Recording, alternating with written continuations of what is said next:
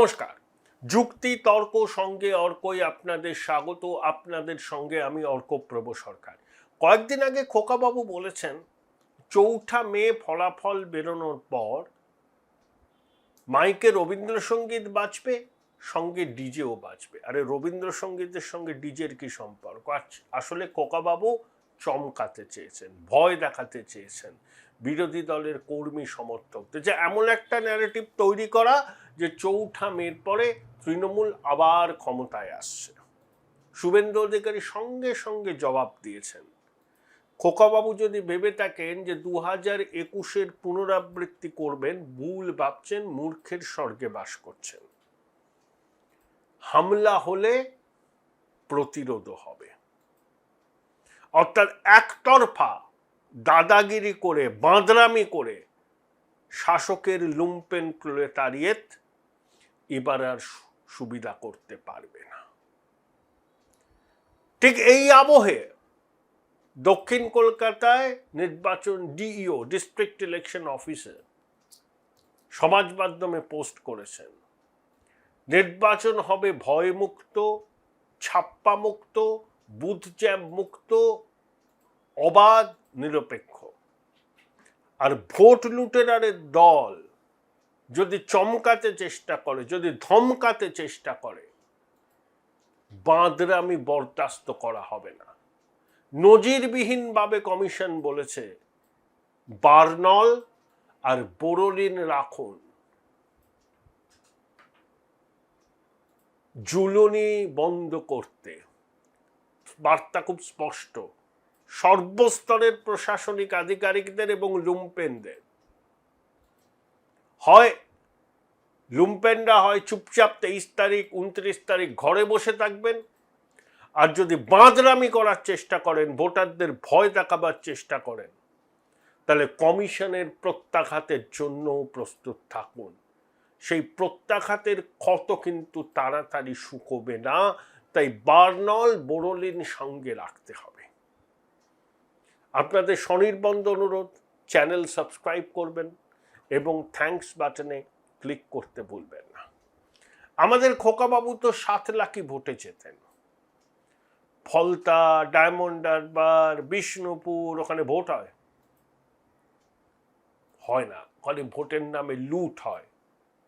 ভোটের আগের দিন ওই জাহাঙ্গীর শাহজাহানের বাহিনী ভোটারদের ভয় দেখায়, বিরোধী দলের পরিচয়পত্র কেড়ে নেয়, এবং হিন্দু যেখানে সংখ্যাগরিষ্ঠ সেখানে রীতিমতো হুমকি দেয় এই শাহজাহান জাহাঙ্গীরের বাহিনী। বারে বারে এই অভিযোগ উঠেছে, কমিশনের কাছেও গেছে। 7 লাখি ভোটে জেতা খোকাবাবুর ডায়মন্ড হারবার কেন্দ্রে যে 7টা বিধানসভা কেন্দ্র আছে, আমি আশা করব কমিশন সেখানে এমনভাবে ভোট করাক যেটা একটা নিদর্শন হয়ে থাক। ধমকানি, চমকানি, চোখ রাঙানি, ডিজে বাজবে, রবীন্দ্রসঙ্গীতের সঙ্গে ডিজে বাজবে, এ তো ধমকানো, এ তো হুমকি, প্রকারান্তরে হুমকি দেওয়া। এবার নির্বাচনে চলবে না। 4 তারিখের পরেও যদি কেউ ভাবে 2021-এর পুনরাবৃত্তি করবে, ভুল ভাবছে। প্রয়োজনে 1000 কোম্পানি কেন্দ্রীয় বাহিনী মোতায়েন থাকবে এই রাজ্যে। আমাদের লোকভবনের উপর আস্থা আছে, নির্বাচনে জয় পরাজয় আছে, জনদেবতার রায় মানতে হবে। ধমকাবেন, চমকাবেন, গণনা কেন্দ্রে বিরোধীদের বসতে দেবেন না, ভোটের আগের দিন রাতে বাইক বাহিনী তাণ্ডব করবে, বেছে বেছে বিরোধী দলের ভোটারদের বাড়ি গিয়ে হুমকি দেবেন, পরিচয়পত্র কাড়বেন, কাউন্টিং এজেন্টদের বাড়িতে সাদা থান পাঠাবেন। এই খেলা এবার চলবে না। চেষ্টা করে দেখুন, চলবে না। আরেকজন অতিরিক্ত পুলিশ অবজারভার, আসলে খোকাবাবু ধমকাচ্ছেন চমকাচ্ছেন কেন? তিনি তো মাঠে নেমে রাজনীতি করেন না, মানুষের ফিলিংস বোঝেন না। তিনি একটা নিরাপত্তার ঘেরাটোপে আরামে বৈভবে থাকেন, দামি গাড়ি চড়েন, হেলিকপ্টারে ঘোরাফেরা করেন, তর্জনী উঁচিয়ে একে ওকে শাসান। এছাড়া খোকাবাবুর কোনো পজিটিভ কন্ট্রিবিউশন আছে? একজন মানুষ রাজনৈতিক ব্যক্তিত্ব তখনই হয়ে ওঠে যখন সে মানুষের সুখে দুঃখে থাকে, রাস্তায় নেমে আন্দোলন করে।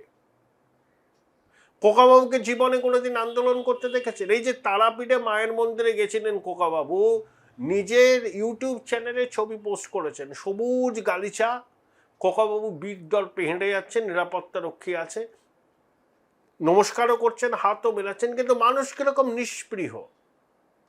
আর খোকাবাবুর হাঁটা অহংকার চুইয়ে চুইয়ে পড়ছে সব সর্বাঙ্গ থেকে। যখনই বুঝতে পারছেন খোকাবাবু এবার ওই খেলা হবে বলে বল ছুঁড়ে ছুঁড়ে দিদিমণি খেলেছিলেন, ভাঙা পায়ের খেলাতে গিয়েছিলেন, ভিকটিম কার্ড খেলেছিলেন, মানুষ ওগুলো ধরে ফেলেছে। এখন আর নাটকও করতে পারছেন না দিদিমণি। পায়ে প্লাস্টার হলে তো সবাই বলে দেখো নাটক করছে আবার ভোটের আগে। জানি না ভোটের 48 ঘন্টা আগে দিদিমণি নাটক করবেন না, আমি এটা ভাবতে পারি না। যখন তিনি দেখবেন না খেলাটা একেবারে হাত ছেড়ে বেরিয়ে গেছে, পরাজয় অবশ্যম্ভাবী, তিনি মরিয়া হয়ে এমন কিছু করবেন, তিনি সব কিছু করতে পারেন। ক্ষমতায় টিকে থাকার জন্য কালীঘাটের ব্যানার্জি পরিবার সমস্ত পন্থা অবলম্বন করতে পারে, কারণ ক্ষমতায় টিকে থাকার সঙ্গে তাদের সবকিছু সম্পর্কযুক্ত।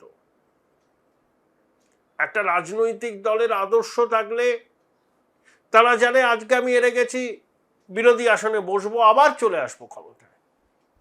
কিন্তু তৃণমূল তো দল নয়, একটা প্রোপ্রাইটারশিপ ফার্ম। 15 বছর ধরে এদের নেতারা, মন্ত্রীরা, দাদারা 14 পুরুষের মাল কামিয়েছে, 14 পুরুষের। হঠাৎ করে ক্ষমতা থেকে চলে গেলে এরা তো আকুল পাথারে পড়বে, অকুল পাথারে পড়বে। তাই ক্ষমতায় থাকা এদের কাছে বেঁচে থাকার সমান। এটা রাজনৈতিক দল নয়, এটা একটা প্রোপ্রাইটারশিপ ফার্ম। সেটা রাজনৈতিক দলের মোড়কে ওই প্রোপ্রাইটারশিপ ফার্ম সবকিছু চালায়। তাহলে এদের কাছে নির্বাচনে জেতাটা হচ্ছে একেবারে মোক্ষ লাভ, কারণ জানে হারলে পরে দল থাকবে না, তৃণমূল বলেই কিছু থাকবে না। কেউ তার নীতি আদর্শ নিয়ে তৃণমূল করে না, করে মাল কামানোর জন্য। আর যারা সিপিএম এর বিরুদ্ধে মমতার একেবারে কি বলবো আর কি আপোষহীন মনোভাবকে সম্মান জানিয়ে মমতাদি পাশে ছিলেন তৃণমূল শুরু থেকে, যখন যুব কংগ্রেসের নেত্রী ছিলেন তখন থেকে, তারা আজকে দলে কোথায়? 1-2 জন আছে, বাকি সব হচ্ছে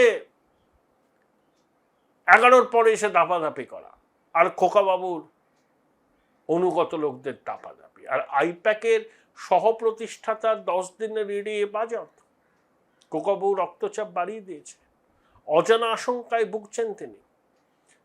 ঋষিরাজ সিং, প্রতীক জৈনকেও না একইভাবে ইডি তুলে নেয়, কারণ তার পলিটিক্যাল অ্যাক্টিভিটিটা আইপ্যাককে আউটসোর্স করে দিয়েছে তৃণমূল। আইপ্যাক যা বলে খোকাবাবু তাই বলে, আইপ্যাক যে ন্যারেটিভ তৈরি করে খোকাবাবু সেই ন্যারেটিভ করে। গ্রাউন্ড লেভেলের সাথে কোনো যোগাযোগ নেই। আইপ্যাক যাকে মনে করে একে ব্লক সভাপতি করা যায়, খোকাবাবু তাকে ব্লক সভাপতি করেন। আর আইপ্যাক মাঠ পর্যায়ে কি করে তৃণমূলের লোকজনই জানেন। সব থেকে বেশি আইপ্যাকে দ্বারা ভুক্তভোগী হচ্ছে তৃণমূল। খোকাবাবু পিসিমণির জন্য তারা মুখ খুলতে পারেন না। 4 মে যদি কোনো অঘটন ঘটে, যদি পালাবদল হয়, দেখবেন বিস্ফোরণের জ্বালামুখ খুলে দেবে তৃণমূলের লোকজন এই আইপ্যাকের বিরুদ্ধে। প্রবীণরাও খুলবেন, নবীনরাও খুলবেন, সে তো পরের কথা। কিন্তু কেষ্টর ধমক চমক, কাজল শেখের ধমক চমক, বোমবাঁধা শওকাতের চমকানি, খোকাবাবুর চমকানি, পিসিমণি বলছেন বুঝে নেব, দেখে নেব, আমরাই আসছি, আপনি যদি আসেন তো আসবেন, জনদেবতার আশীর্বাদে আসবেন, ধমকাবেন না, চমকাবেন না বাংলার মানুষকে। আর গুন্ডাদের স্পষ্ট হুঁশিয়ারি দিয়েছে কমিশন। আরে গুন্ডারা তো শাসক দলের প্রশ্রয় থাকে। বাড়াবাড়ি করো না, বাঁদরামি করো না। বাঁদরামি করলে, বাড়াবাড়ি করলে বাড়িতে বার্নল আর বোরোলিনের মজুদ ভান্ডার গড়ে তুলতে হবে। এরকম স্পষ্ট দ্বিধাহীন বার্তা অতীতে কোনো নির্বাচন কমিশন বাংলায় ভোটের আগে দেয়নি। অর্থাৎ জ্ঞানেশ কুমারের নেতৃত্বাধীন নির্বাচন কমিশন বদ্ধপরিকর এবার পশ্চিমবঙ্গের নির্বাচনকে অন্য মাত্রায় নিয়ে যেতে, পশ্চিমবঙ্গের নির্বাচনকে অবাধ, সুষ্ঠু, শান্তিপূর্ণ গণতন্ত্রের উৎসবে পরিণত করার চ্যালেঞ্জ কমিশন গ্রহণ করেছে। আমি আশাবাদী সাফল্যের সঙ্গে সেই চ্যালেঞ্জের মোকাবিলা তারা করতে পারবে। Morning shows the day. Bolpur শহরের কোলাহল থেকে মাত্র 20 মিনিট দূরেই রয়েছে সুন্দর রিসর্ট, যেখানে পেয়ে যাবে স্পেশিয়াস আর এস্থেটিক্যালি ডিজাইন রুম। তোমরা যারা গ্রুপে যাও তাদের জন্য আছে কমফোর্টেবল গ্রুপ স্টে অপশন, আর কাপলদের জন্য রয়েছে লাক্সারিয়াস সুইট রুম, তার উপর আবার ফ্ল্যাট 10% অফ। এখানে প্রকৃতির মাঝে তোমরা পেয়ে যাবে একটা সুন্দর সুইমিং পুল, ছোটদের জন্য প্লে এরিয়া আর একটা এস্থেটিক সেলফি কর্নার।